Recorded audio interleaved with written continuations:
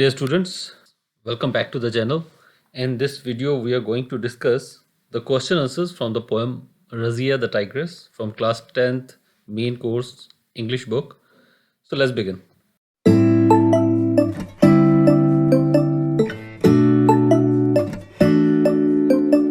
So the first question here is rewrite the poem Razia the Tigress. और ये जो poem है Razia the tigress इसको रीराइट करना है, दोबारा लिखना है इन प्रोज में, एक स्टोरी की फॉर्म में, नॉन पोएट्री फॉर्म में, with one sentence for each stanza. So her stanza के लिए एक सेंटेंस लिखना है. जो जितने भी स्टेंजाज हैं पूरी पोइम में, सो हर स्टेंजा को, एक स्टेंजा 4 लाइंस का होता है, तो 4 लाइंस की एक लाइन बना के हमने पोइम को लिखना है स्टोरी की शेप में. And let's see what we have written. Sheru the tiger has been killed, leaving his wife Razia. और जो शेरू है, जो टाइगर है, वो किल्ड हो चुका है, मारा जा चुका है, लीविंग हिज वाइफ रज़िया, और अपने पीछे अपनी पत्नी रज़िया द टाइग्रेस शेरनी को छोड़ गया है. एंड 2 यंग कब्स अलोन, और 2 जो यंग कब्स हैं, 2 जो छोटे उसके बच्चे हैं, उनको अकेला छोड़ गया है. सो ये पहली 4 लाइंस को हमने एक्सप्लेन किया है. सिमिलरली बाकी भी आगे ऐसे ही कंटिन्यू करेंगे. Sheru was an expert on winds, और जो शेरू है वो विंड्स के बारे में बड़ा एक्सपर्ट था, उसे हवाओं का बड़ी नॉलेज थी, हवाओं का ज्ञान था. He crawls stealthily while attacking the deer, और वो क्रॉल करता है रेंग के, स्टील्थीली चोरी छुपे चुपके से वो चलता है, while attacking the deer, deer को अटैक करते वक्त, सो हिरन पे हमला करते वक्त.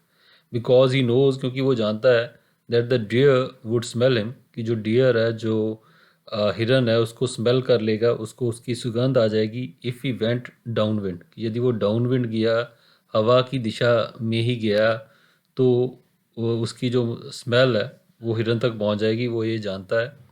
ही takes a long circular route, और इसलिए वो एक लंबा सर्कुलर गोल रूट लेता है, घूम के जाता है, टू मेक श्योर, ये पक्का करने के लिए कि his scent doesn't carry to his prey, कि उसकी जो सेंट है, उसकी जो सुगंध है, वो उसके प्रे तक, उसके शिकार तक ना पहुँचे.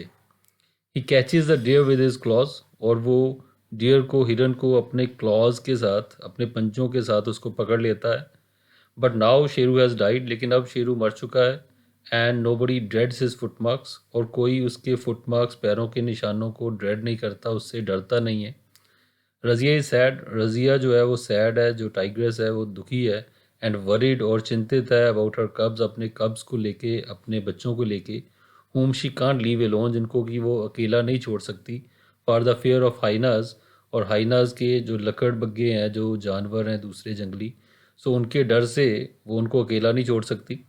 शी इज़ आल्सो वरिड, और वो ये भी चीज़ को लेके चिंतित है, that the poachers might appear, कि जो पोचर्स हैं, हंटर्स हैं, शिकारी हैं, वो भी आ सकते हैं विद द गन्स अगेन, दोबारा अपनी बंदूकें लेके, and kill her as well, और उसको भी, रज़िया को भी मार सकते हैं. तो यहाँ पे हमने पूरी पोइम को स्टोरी की शेप में लिखा है, एक लाइन पर stanza. And then the second question is write a summary of the poem Razia the tigress. तो यहाँ पे भी समरी देनी है, ब्रीफ में पोइम को समझाना है. वहाँ पे थोड़ा डिटेल में बताया था, तो इसमें ज़्यादा ब्रीफ समरी देनी है इस पोइम की. The poem highlights the folly of illegal poaching, और ये जो पोइम है ये हाईलाइट करती है, उजागर करती है, दर्शाती है फॉली, जो गलतपन है, जो बुराई है, जो गलत चीज़ है, इलीगल पोचिंग की, अवैध जो हंटिंग होती है, इलीगल गैर कानूनी जो शिकार होता है, एंड किलिंग ऑफ एनिमल्स, और जानवरों की को मारा जाता है. तो ये बताया गया है. In the poem a tigress named Razia, और इस पोएम में एक जो टाइग्रेस है, शेरनी है, जिसका नाम रज़िया है, इज़ फेयरफुल, वो फेयरफुल है, उसे डर है, about the future of our small cubs, अपने स्मॉल कब्स के फ्यूचर को लेके, अपने छोटे बच्चों के भविष्य को लेके. हर हस्बैंड शेरू, जो उसका हस्बैंड है Sheru the tiger, was an expert in hunting animals, वो एक्सपर्ट था, जो शेर था वो बड़ा एक्सपर्ट था एनिमल्स हंट करने में, जानवरों का शिकार करने में. As long as he was there, और जब तक वो जीवित था, एवरी एनिमल फेयर्ड हिम, सारे जानवर उससे डरते थे. But now he has been killed by the poachers, लेकिन अभी उसे शिकारियों द्वारा मार दिया गया है. Razia can't leave her young cubs alone, अब जो रज़िया है वो अपने छोटे बच्चों को अकेला नहीं छोड़ सकती. Now for the fear of hyenas, और हाइनाज के डर से, लकड़बग्गों के डर से, जानवरों के डर से, तो वो अपने बच्चों को अकेला नहीं छोड़ सकती. शी इज़ आल्सो वरिड, और वो इस चीज़ को लेके भी चिंतित है that the poachers might appear with the guns again, कि पोचर्स दोबारा आ सकते हैं अपनी गन्स लेके, बंदूकें लेके, and kill her as well, और उसको भी मार सकते हैं।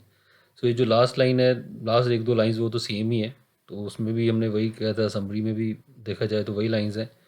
और अगला क्वेश्चन है theme of the poem, right, what is the theme of the poem Razia the tigress. So main theme क्या है, मेन आइडिया क्या है। सो काफ़ी हद तक क्वेश्चन सिमिलर हैं, थोड़ा थोड़ा माइन्यूट उसमें डिफरेंसेस हैं। और थीम में हमने मेन आइडिया बताना है। मेन आइडिया इसका क्या है, the poet poem is based on the theme, इस थीम के ऊपर, इस आइडिया के ऊपर आधारित है ये जो कविता है, that human beings are causing havoc with the wildlife, कि जो ह्यूमन बींग्स हैं वो हैवक क्रिएट कर रहे हैं, जैसे विनाशकारी हालात पैदा कर रहे हैं, विनाश कर रहे हैं विद द वाइल्ड लाइफ का, वन्य जीवन का, एंड इन्वायरमेंट, और इन्वायरमेंट का, वातावरण का, बाय इलीगल पोचिंग। सो इलीगल पोचिंग द्वारा, गैर कानूनी अवैध शिकार द्वारा। द पोएम विविडली डिस्क्राइब्स, और ये जो पोएम है बड़ा विविडली, बड़ा क्लियरली, साफ तौर पे एक क्लियर तस्वीर पेश करती है, डिस्क्राइब करती है the plight of the family of a tiger. So एक शेर के परिवार की प्लाइट, उसका कंडीशन, उसकी हालत जो है वो बताई गई है। The tiger has been killed by the poacher, जो टाइगर है उसको मार दिया गया है पोचर्स द्वारा, शिकारियों द्वारा। एंड इज़ वाइफ रज़िया, और उसकी जो पत्नी है रज़िया द टाइग्रेस, जो शेरनी है, lives under a constant shadow of fear, और निरंतर एक डर की परछाई के नीचे वो जी रही है। Razia can't leave her young cubs alone, Razia अपने छोटे बच्चों को अकेला नहीं छोड़ सकती, now for the fear of hyenas, hyenas के डर से। शी इज़ आल्सो वरिड, वो इस चीज़ को लेके भी चिंतित है that the poachers might appear with the guns again and kill her as well, कि जो पोचर्स हैं दोबारा अपनी बंदूकें लेके आ सकते हैं और उसको भी मार सकते हैं। सो काफ़ी सिमिलर है फर्स्ट थ्री क्वेश्चन जैसे मैंने बताया, लेकिन थोड़ा थोड़ा डिफरेंस है। और क्वेश्चन नंबर 4 है, why does Razia the tigress live alone. ये जो रज़िया टाइग्रेस है, जो शेरनी है, वो अकेली क्यों रहती है। Razia the tigress lives alone, वो अकेली रहती है बिकॉज हर पार्टनर शेरू, क्योंकि जो उसका पार्टनर है, उसका जो हस्बैंड कह लो या पार्टनर कह लो, शेरू द टाइगर, जो शेर है, has been killed by the poachers, उसको किल्ड कर दिया गया है, उसको मार दिया गया है पोचर्स द्वारा, हंटर्स द्वारा, शिकारियों द्वारा। So now she is left loan with her कब्स, और अब वो अकेली रह गई है अपने कब्स के साथ, अपने बच्चों के साथ। और question number 5, what was Sheru's expertise. सो शेरू का क्या एक्सपर्टाइज था, किस चीज़ में वो एक्सपर्ट था, क्या हुनर था उसका। Sheru was an expert on winds, वो विंड्स के मामले में बड़ा एक्सपर्ट था। हवा का उसको ज्ञान था कि किस तरफ से हवा आ रही है, किधर जा रही है, कैसे स्मेल कैरी हो रही है। He was also very skilful in hunting, वो हंटिंग के मामले में भी बड़ा स्किलफुल था, शिकार भी बड़ा अच्छा शिकारी था वो। ही न्यू, वो जानता था that if he went down wind, वो ये चीज़ जानता था कि यदि वो डाउन विंड गया, जिस दिशा में हवा जा रही है उसी दिशा में यदि वो गया, the prey would smell his presence, तो जो प्रे है, उसका जो शिकार है, वो उसकी मौजूदगी का उसे एहसास हो जाएगा, उसे सुगंध आ जाएगी उसकी। He used to attack his prey, और वो अपने प्रे को अटैक करता होता था, अपने शिकार को, by going through the direction opposite to winds, और जो हवा की ऑपोजिट डायरेक्शन है, दूसरी तरफ से जाके वो उसको अटैक करता था अपने शिकार को। तो ये उसकी एक्सपर्टाइज थी, ये इस चीज़ में वो एक्सपर्ट था। Question number 6, what happen to Sheru, Sheru को क्या हुआ। तो ये सारी चीज़ें, यदि हमने फर्स्ट जो क्वेश्चन है वैसे तो उसमें ही सारा कुछ कवर होता है, यदि उसको अच्छे ढंग से कर लिया तो we can answer all the questions. और अभी हमें पता ही है कि शेरू के साथ क्या हुआ था। Sheru was killed by the poachers, उसको पोचर्स द्वारा मार दिया गया था, शिकारियों द्वारा मार दिया गया था। As long as he was ए लाइफ, जब तक वो जीवित था, he was a terror in the forest, तो तब तक तो वो बड़ा भय का कारण था फॉरेस्ट में, सब उससे डरते थे जंगल में। But the poachers shot him down, लेकिन जो पोचर्स थे, जो शिकारी थे, उन्होंने उसे मार गिराया। सो थोड़ा लंबा भी करना है क्वेश्चन को, वैसे तो एक लाइन में भी ख़त्म हो सकता था कि शेर was killed by the poachers, लेकिन थोड़ी एक्स्ट्रा जानकारी भी हमने यहाँ पे दी है कि वेरी शॉर्ट आंसर ना बने वो। Question number 7, what are Razia's fears, Razia के, जो शेरनी है, जो टाइग्रेस है, उसके क्या फियर्स हैं, क्या डर हैं। So Razia fears for her family, उसे अपने परिवार की चिंता है, परिवार का डर है। Her husband has been killed, उसका हस्बैंड मारा गया है। She can't leave her young cubs alone, वो अपने छोटे बच्चों को अकेला नहीं छोड़ सकती। Now for the here fear of hyenas, hyenas के डर से। शी इज़ आल्सो वरिड, और वो इस चीज़ को भी लेके चिंतित है that the poachers might appear again with their guns again and kill her as well, कि पोचर्स जो हैं वो दोबारा भी आ सकते हैं गन्स लेके और उसे भी मार सकते हैं। सो ये दो लाइंस तो मेरे ख्याल से आपको रट गई होगी, क्योंकि लगभग 4 क्वेश्चंस में हमने यही बात लिखी है, क्योंकि यही चीज़ जो है वो इम्पॉर्टेंट है, यही चीज़ जो है बार बार पूछी भी गई है हमारे से। Then we move on to question number 8। What kind of a creature was Sheru? Sheru कैसा क्रीचर था, कैसा जीव था? 4 ऑप्शंस हैं। क्या वो कवर्ड था? कवर्ड मतलब कायर। श्रीव्ड हंटर चालाक शिकारी। लेजी आलसी टिमिड डरपोक। सो ना तो वो टिमिड था, ना डरपोक था, ना आलसी था, ना कायर था, कवर्ड था। सो ही वाज ए श्रीव्ड हंटर। वो श्रीव्ड हंटर था, बड़ा चालाक जो था वो शिकारी था। Shrewd hunter is right answer. And then 9th question है कि इसमें राइमिंग वर्ड्स की बात की गई है कि राइमिंग वर्ड्स जो होते हैं जिनकी एक जैसी ट्यून होती है, जैसे branch, avalanche, prayer, air, hound, found. So वो कह रहा है कि ये सारे राइमिंग वर्ड्स हैं। Right 2 pairs of rhyming words each from the last 2 stanzas of the poem. तो इस पोइम के जो आखिरी 2 स्टैंजाज हैं, सो उसमें से भी दो दो जो पेयर हैं, जोड़े हैं राइमिंग वर्ड्स के, इस तरह के वर्ड्स वो ढूंढो।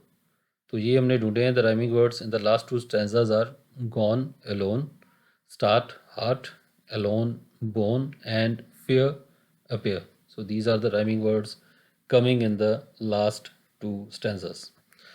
So that's it. So these were the questions from the back exercises given in this book, class 10th main course book prescribed by Punjab School Education Board, and the name of the poem was Razia the Tigress.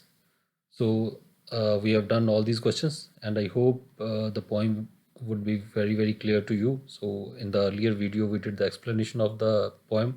So पिछले video में पूरा poem को हमने explain किया था, उसको समझा था, और यहाँ पे हमने क्वेश्चन आंसर्स भी किए हैं।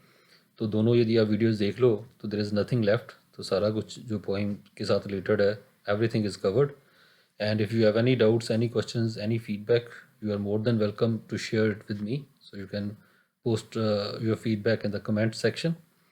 So see you with another video very soon. So till then, stay happy, stay blessed. God bless you all. Thank you. Goodbye.